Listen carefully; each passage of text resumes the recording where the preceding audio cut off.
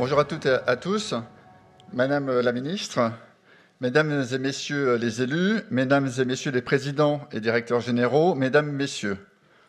Au nom de toutes les entreprises du G5 Santé, je suis particulièrement heureux de vous accueillir ce matin à notre 10e rencontre et je vous souhaite à toutes et à tous la bienvenue. En effet, cela fait 10 ans que les rencontres du G5 Santé établissent chaque année à l'automne un dialogue indispensable et constructif autour des grands enjeux pour faire de la France un grand pays des sciences de la vie. Vous êtes chaque année plus nombreux à participer à nos rencontres. 400 participants ce matin. Quel plaisir de vous retrouver ici en présentiel ou en visioconférence. Ces rencontres sont également diffusées en direct sur la chaîne YouTube du G5 Santé. Le G5 Santé, c'est avant tout un think tank réunissant les dirigeants de Biomérieux, Guerbet, Ipsen, le LFB, Pierre Fabre, Sanofi, Servier et Théa, autour de l'ambition d'une reconquête sanitaire et industrielle de la France et de l'Europe. Le G5 Santé réalise régulièrement des études afin d'apporter des constats objectifs dans le débat public et de fonder nos propositions sur des bases solides. Nous sommes donc particulièrement heureux d'avoir été entendus par vous, Madame la Ministre, qui nous faites l'honneur d'ouvrir cette 10e rencontre, et par le Président de la République, qui, lors du dernier CSIS, a fait sien les constats et les messages d'alerte du G5 Santé depuis des années en matière de recherche biomédicale, de recul de la production des produits de santé sur le territoire national, de perte de souveraineté sanitaire et enfin d'accès plus difficile des patients aux innovations. Le Président nous a fixé à tous un objectif légitime au regard des capacités de la France, mais ambitieux au regard des constats posés sans concession, faire de la France la première nation européenne innovante et souveraine en santé en 2030. La réussite de ce plan Innovation Santé 2030 repose sur 3 piliers que sont la R&D, la production et l'accès aux innovations, thème des 3 tables rondes et de nos débats ce matin. Nous avons l'honneur et le grand plaisir de vous recevoir une nouvelle fois, Madame la Ministre. Nous savons votre engagement sans faille aux côtés des industriels de la santé pour améliorer la souveraineté sanitaire et industrielle de notre pays, et nous tenons ici à vous en remercier. Vous savez aussi que les premiers éléments du PLFSS pour 2022 qui circulent ne paraissent pas totalement répondre à l'ambition clairement exprimée lors du dernier CSIS. C'est pourtant dès 2022 qu'il faut agir en sortie de crise pour changer les choses, abandonner l'habitude d'utiliser les produits de santé comme variable d'ajustement, au moyen notamment des baisses de prix, avec des conséquences délétères désormais reconnues. Madame la Ministre, je vous passe la parole en espérant que vous allez nous rassurer et en souhaitant que cette 10e rencontre contribue à l'émergence de voies d'amélioration efficaces de l'indépendance sanitaire de la France et de l'Europe.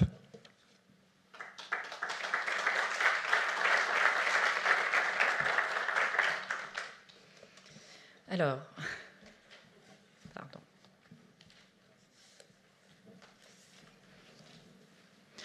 Bonjour à toutes, bonjour à tous.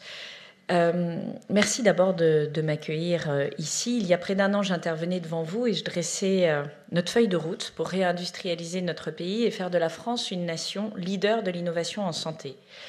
Et cette rencontre est finalement pour moi l'occasion de faire un retour sur ce que nous avons accompli depuis 1 an, et notamment sur les annonces du Président de la République et leur mise en œuvre très concrète. Vous le savez, depuis le début de ce quinquennat, le Président de la République a fait de la santé une priorité de nos politiques publiques. La crise sanitaire a révélé nos fragilités, mais elle a aussi validé les intuitions qui étaient celles du Président, que nous devions absolument renverser la vapeur. Elle a montré, cette crise, que nous dépendions trop d'approvisionnements étrangers pour certains produits dont nous avons besoin et qui peuvent affecter cruellement notre autonomie.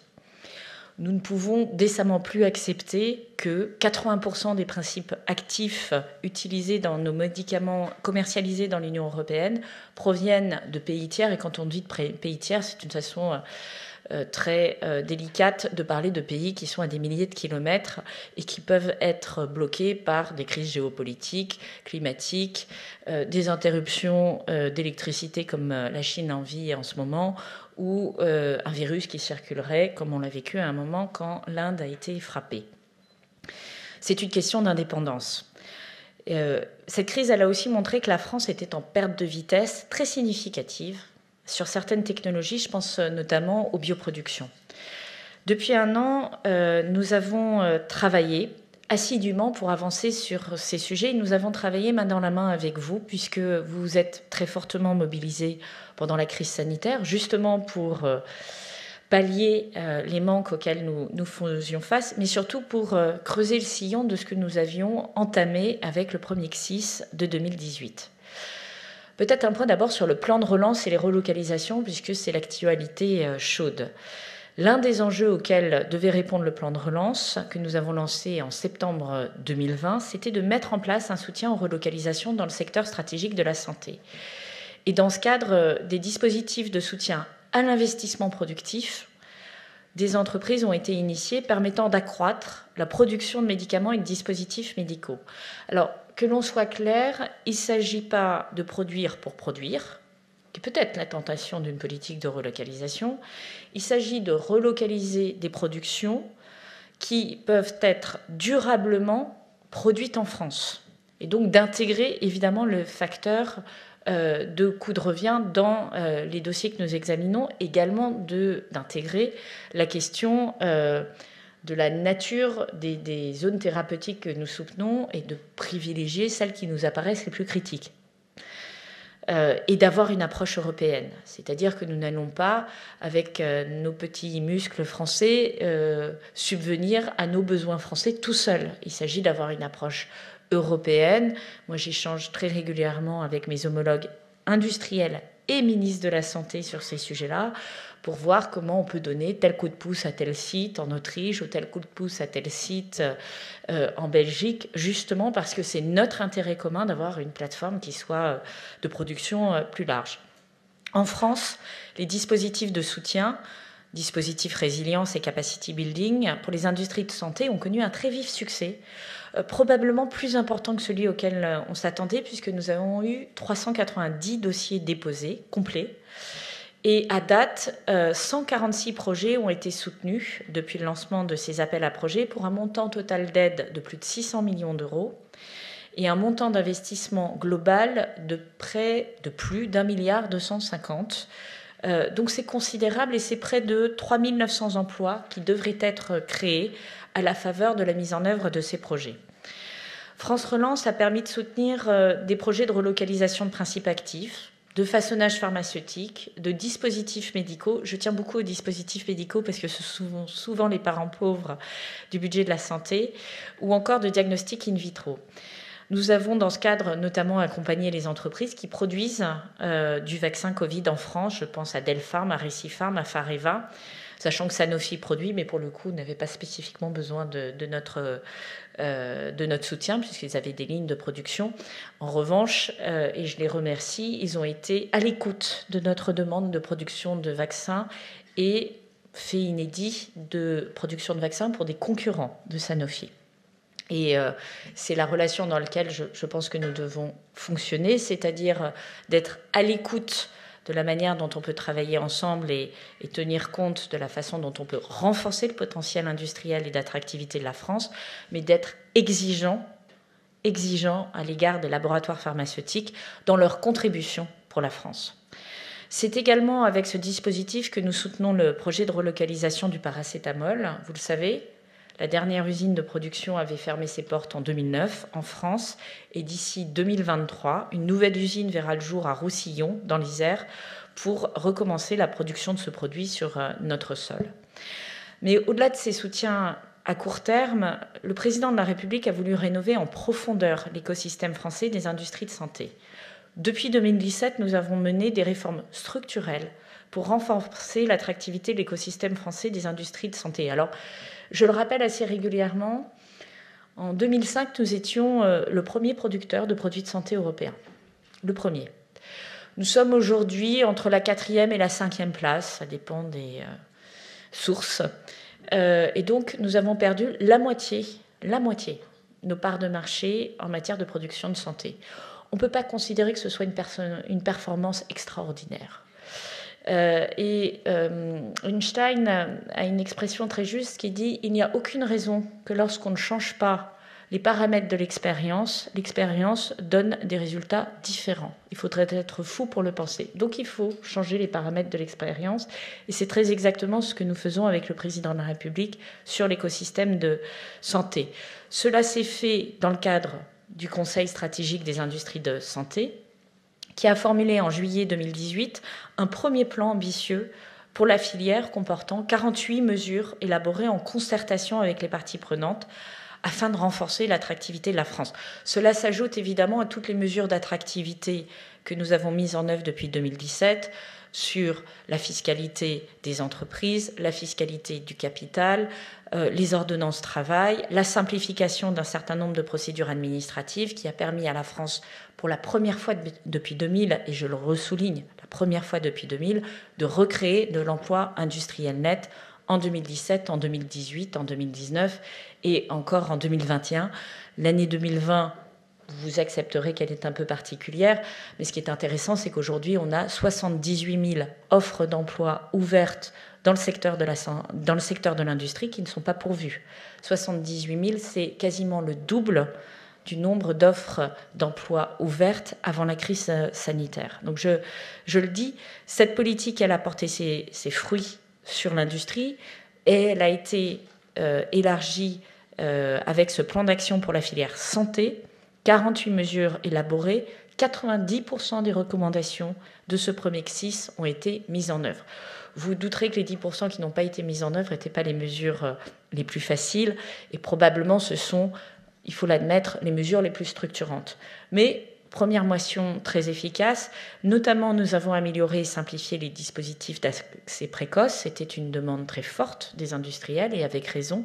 Et c'était une demande très forte des patients, qu'il ne faut pas oublier dans cette équation. Parce que lorsqu'on réindustrialise la France dans les secteurs de la santé, on sert le patient.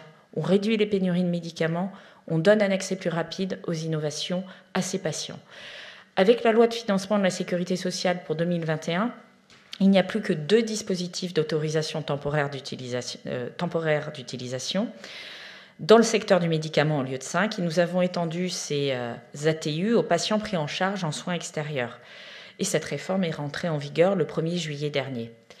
Le nouvel accord CEPS-LEM, je veux saluer le travail remarquable que fait Philippe Bouilloux à la tête du LEM depuis... à la tête du CEPS. My God, à la tête du CEPS depuis plus d'1 an. Ce nouvel accord CEPS-LEM a été signé en mars 2021 et il a également envoyé un message très clair aux industriels. La France est un pays où il fait bon investir et nous voulons reconnaître avec cet accord les laboratoires qui font des efforts sur les investissements industriels, sur les exportations, sur les innovations, en introduisant des mesures de soutien des prix à l'exportation, en prenant davantage en compte les innovations et en introduisant un critère lié au lieu de production dans la fixation des prix. Là encore, le sujet, c'est aussi de pallier les risques de rupture d'approvisionnement. Je veux dire, c'est toujours dans une optique de prendre en compte les besoins des patients que nous avançons et également de création de richesses en France et de création d'emplois. Le CSIS 2021, il est allé encore plus loin. Il est allé encore plus loin avec le plan Innovation Santé 2030, annoncé par le président en juin, qui tire les leçons de la crise sanitaire et fixe la nouvelle ambition de la France, devenir une des nations européennes leaders en matière d'innovation et de souveraineté en santé. Donc, très clairement, remonter dans le classement. Nous sommes en 4e ou 5e position. Il est temps maintenant de taper du pied au fond de la piscine et de remonter. Dans ce cadre des dispositifs de soutien, Alors, me voilà perdu dans mon discours, pardon, nous y sommes. Dans ce plan de 7 milliards d'euros, nous avons souhaité consacrer de nouveaux moyens à la recherche fondamentale d'excellence et interdisciplinaire, et je sais que ce sujet sera abordé dans le détail dans une des tables rondes de cette matinée, et je m'en réjouis, parce que là aussi, nous avons fait un effort très important sur la recherche fondamentale, avec la loi de programmation pluriannuelle de la recherche, et nous faisons un effort spécifique sur la recherche en santé. Deuxième élément, nous souhaitons nous donner les moyens d'augmenter drastiquement le nombre d'essais cliniques, qui est là aussi un des agrégats sur lequel nous avons reculé ces dernières années, et de continuer à valoriser, à simplifier l'accès au marché des produits innovants. Nous soutenons par ailleurs l'industrialisation en France des produits de santé, parce que ça doit être un combat de tous les instants. On ne peut pas décemment disloquer, ou en tout cas séparer, la recherche fondamentale, la recherche et développement de la production. C'est une fausse idée que de penser que les deux sont séparables. Et d'ailleurs, toutes les nations qui ont fortement investi sur l'industrialisation ont remonté sur la chaîne de valeur et sont aujourd'hui positionnées en pointe sur la recherche et développement. Donc c'est une erreur que de séparer les deux. C'est la vision faiblesse des années 2000 qui nous a coûté très cher en France. Nous devons enfin développer les biotech et les health tech. Donc c'est une autre façon de produire de la recherche en santé et d'industrialiser avec la nouvelle agence d'innovation en santé. Très concrètement, c'est 2 milliards d'euros que nous allons investir sur 3 priorités. 800 millions d'euros pour soutenir le développement des biothérapies et accompagner le développement du tissu industriel nécessaire afin de ne plus dépendre à 95% de biothérapie étrangère. 650 millions pour aller vers une médecine 5P, préventive, personnalisée, prédictive, participative et fondée sur les preuves, grâce au numérique, et 750 millions d'euros pour se donner les moyens de répondre à des pandémies et évidemment les préparer en amont en France. Au-delà de ça, nous consacrerons 1,5 milliard d'euros pour soutenir des projets innovants d'intérêt commun en santé au niveau européen, et j'y reviendrai. Ce plan va trouver à s'appliquer dès 2022 via des mesures qui vont être adoptées dans le prochain PLFSS qui va être présenté demain en Conseil des ministres. Et nous devons être vigilants quant à sa bonne mise en œuvre. La construction de l'ONDAM 2022 tient compte des décisions rendues dans le cadre du CSIS 2021. Il se traduit par une augmentation inédite, et je le dis, des dépenses remboursées des produits de santé de 2,4% sur 3 ans. 2,4% sur 3 ans. Et de 2,7% de croissance dès 2022. Donc nous revalorisons concrètement l'innovation et les industries de santé, et nous le faisons immédiatement. Des mesures importantes annoncées en juin se déclinent également dans le PLFSS qui sera présenté demain.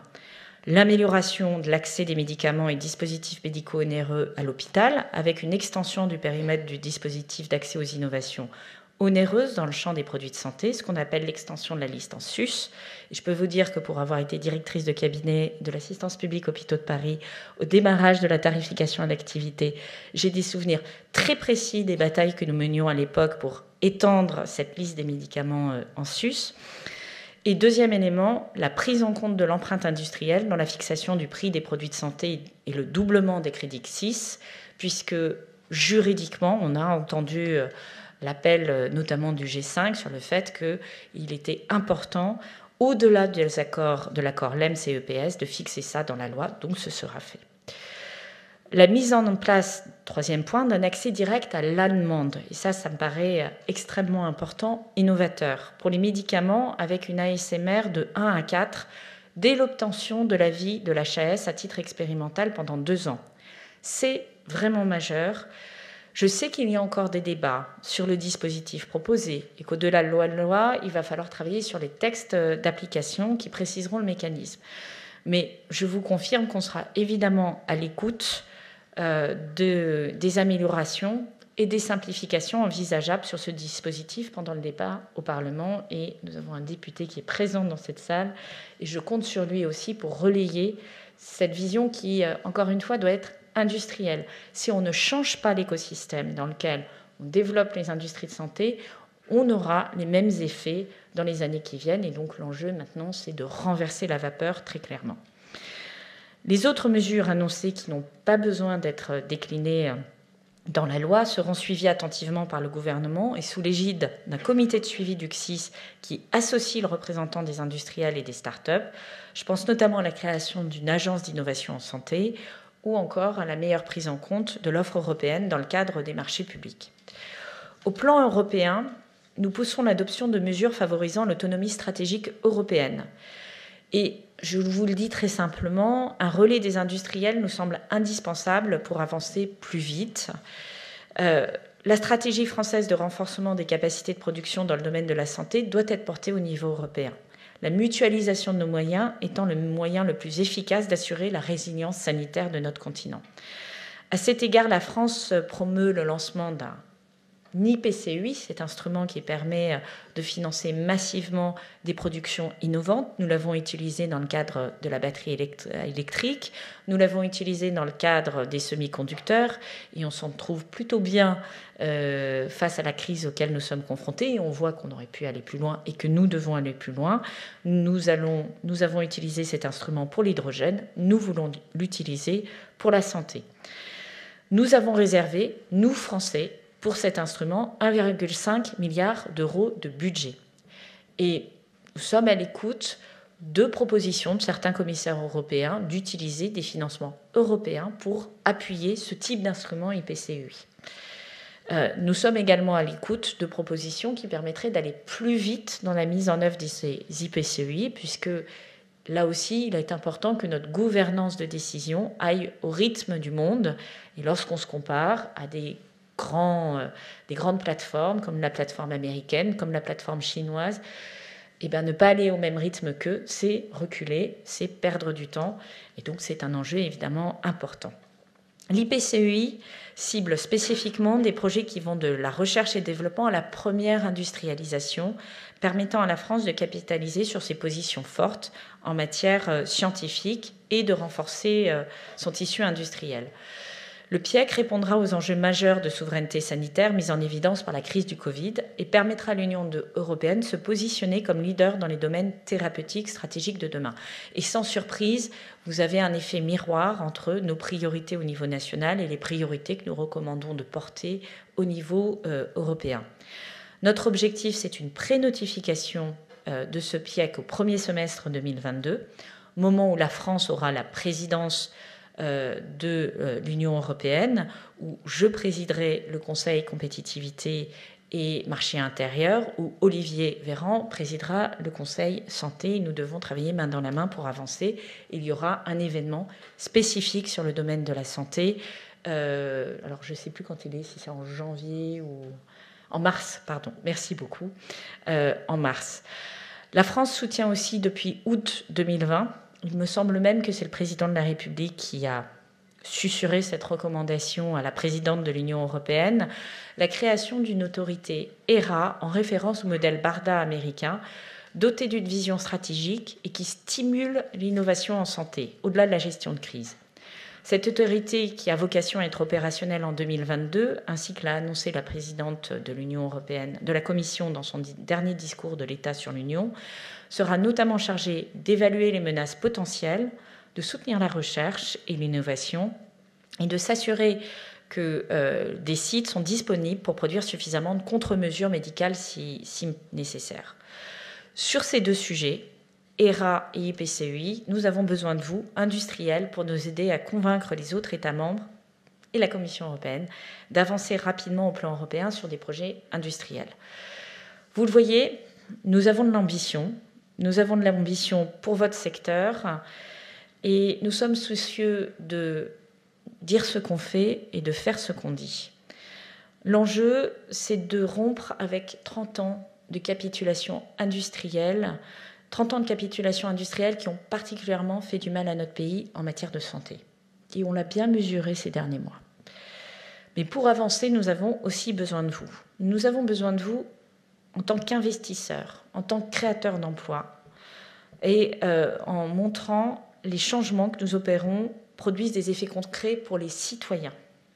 J'insiste sur ce point parce que il arrive que certaines pratiques de laboratoire puissent être discutables. Je pense notamment dans la pression qui peut être faite sur certains États, dans la fixation des prix.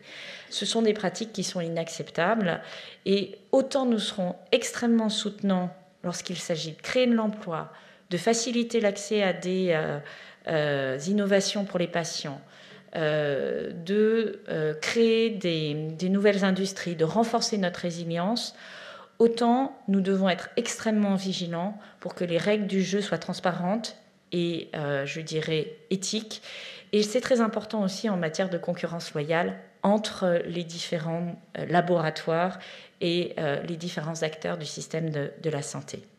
Et puis, nous avons besoin de vous au niveau européen, puisque vous êtes une partie de la réponse, même la partie essentielle.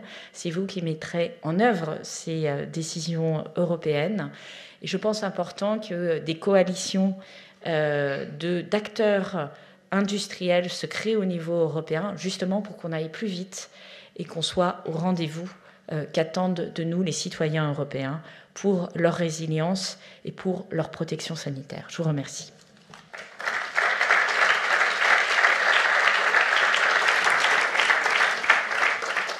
Merci beaucoup, Madame la Ministre. Si vous avez et merci pour cette ambition pour les industries de santé. Si vous avez le temps pour 2 ou 3 questions, Éric Ducournau, qui est le directeur général du groupe Pierre Fabre, va poser la première question. Bonjour, Madame la Ministre. Le G5 a salué ce que vous avez fait, notamment en mettant dans la loi le critère de production sur la fixation des prix, qui nous paraît très très important. Nous avons eu la surprise de voir en fait dans le PLFSS des montants de baisse de prix inscrits tels qu'ils n'ont jamais été atteints dans les 15 dernières années, 1,2 milliard. Et ça nous inquiète d'une certaine façon parce que c'est une partie en fait de la compétitivité de nos entreprises qui est en jeu. Comme vous l'avez souligné à plusieurs reprises, il y a un lien entre l'accès des patients aux médicaments et la production. Et donc ma question est en fait de savoir si nous pouvons espérer qu'à l'occasion des débats parlementaires, ces mesures soient assouplies. Alors, on va le redire, le PLFSS 2022 prévoit une croissance de 2,7% sur les dépenses de produits de santé. Citez-moi une date où c'est arrivé. Quand est-ce qu'a eu lieu la dernière croissance de 2,7% sur les dépenses de produits de santé? Je peux vous dire, il va falloir repartir très en arrière, parce que moi, directrice de cabinet à l'assistance publique hôpitaux de Paris entre 2003 et 2006, je n'ai jamais vécu ça. Et donc c'était quand même il y a quelques années. Cela permet de mettre en œuvre progressivement et avec un effet dès 2022 les mesures que nous avons collectivement décidées en CSIS et qui sont considérées comme coûteuses dans l'ONDAM. Je pense à l'élargissement de la liste des médicaments en sus, je pense au doublement des crédits CSIS, je pense à l'accès direct et aux critères industriels. Et en moyenne sur 3 ans, l'objectif devrait atteindre 2,4% de croissance. Donc 2,7% pour amorcer la pompe et une trajectoire en moyenne de 2,4%. Pour tenir la trajectoire de 2022, la direction de la sécurité sociale a calculé un montant d'économie sur les produits de santé, c'est parfaitement transparent, de 1,2 milliard d'euros.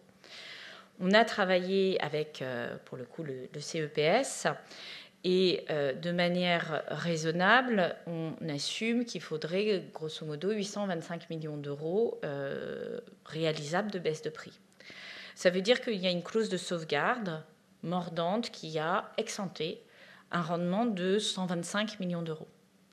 Mais je pense qu'il faut être clair sur le cadre dans lequel on joue, c'est-à-dire, en tout cas moi c'est ma façon de fonctionner, c'est de vous donner le cadre et les règles du jeu.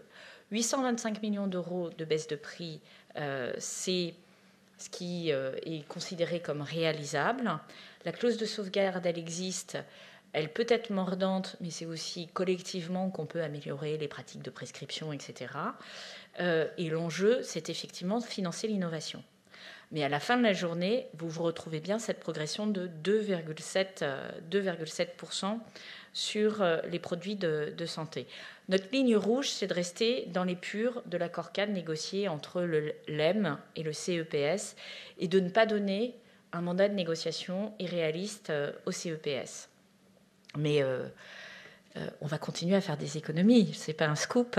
Et ce n'est pas un scoop non plus dans d'autres pays. Et c'est pour ça que je vous dis, on a beaucoup d'exigences, mais beaucoup d'écoute dans le même temps. Et c'est ce double aspect sur lequel on souhaite jouer, là où probablement par le passé, on avait beaucoup d'exigences, mais un peu moins d'écoute.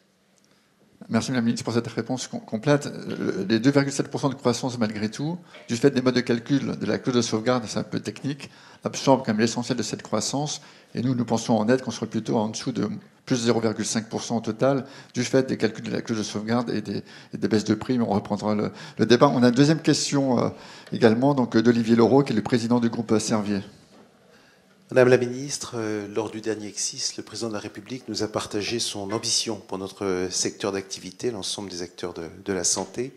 À cette occasion, il nous a annoncé la création d'une agence pour l'innovation santé, facilitateur, nous a-t-on dit, dans nos rapports interministériels. Un rapport a été établi sur cette agence, il n'est pas rendu public à ce jour. Est-ce que vous pouvez nous donner quelques éléments de ce rapport, parce que nous attendons cette agence avec impatience pour faciliter nos rapports et arriver plus vite, comme vous l'avez dit tout à l'heure, sur le marché pour que les patients bénéficient de nos médicaments. Alors, effectivement, Grégory Emery nous a remis un rapport cet été pour faire des propositions plus détaillées sur l'agence d'innovation en santé. Il s'agit d'avoir un rôle de guichet unique pour accompagner les entreprises, mais également assurer le pilotage de l'innovation de l'amont à l'aval. Là, on est en train de travailler sur les arbitrages. Donc les arbitrages, ils portent sur quelques têtes de chapitre. Premier arbitrage, quel périmètre et quelle mission, notamment la question de l'articulation avec les autres administrations concernées. L'idée n'est pas étant d'éviter de rajouter une couche supplémentaire qui finalement ne simplifie rien, mais risque de complexifier le dispositif.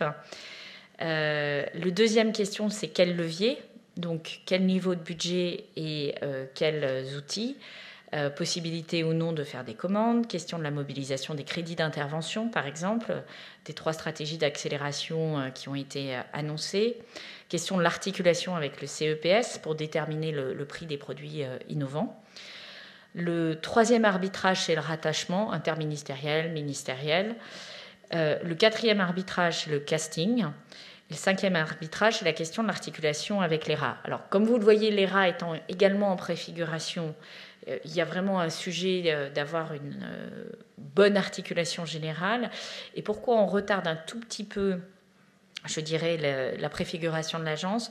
Parce que nous allons prochainement, c'est connu, annoncer un grand plan d'investissement. Le président de la République va annoncer un grand plan d'investissement dont on peut penser que la santé devrait être un des secteurs pris en compte. Et d'ailleurs, quelque part, Innovation 2030, c'est un peu la préfiguration de ce plan d'investissement sur lequel on veut travailler sur l'innovation de rupture. Donc, c'est l'ensemble de cet édifice qui est comment on est capable d'accélérer les innovations de rupture en France et de répondre favorablement à un Elon Musk qui frapperait à la porte d'une administration avec le bon réflexe et pas en lui disant « Non mais mes chers monsieur, votre projet est parfaitement farfelu, repartez pour voir ensuite sortir un Tesla ou un SpaceX ». C'est ça la difficulté, c'est accepter l'innovation de rupture, c'est accepter aussi d'avoir 85% d'échecs pour 15% de réussite. Donc c'est un mode de pensée différent, et c'est toute cette articulation qu'on est en train de construire avec le président de la République. Donc, à ce stade, c'est plus des questions que des réponses que je vous apporte. Merci beaucoup, Madame la Ministre. Et encore une fois, merci pour votre engagement sans faille. Je vois qu'on doit libérer, que vous avez un agenda très contraint. Encore une fois, un grand merci. Merci beaucoup.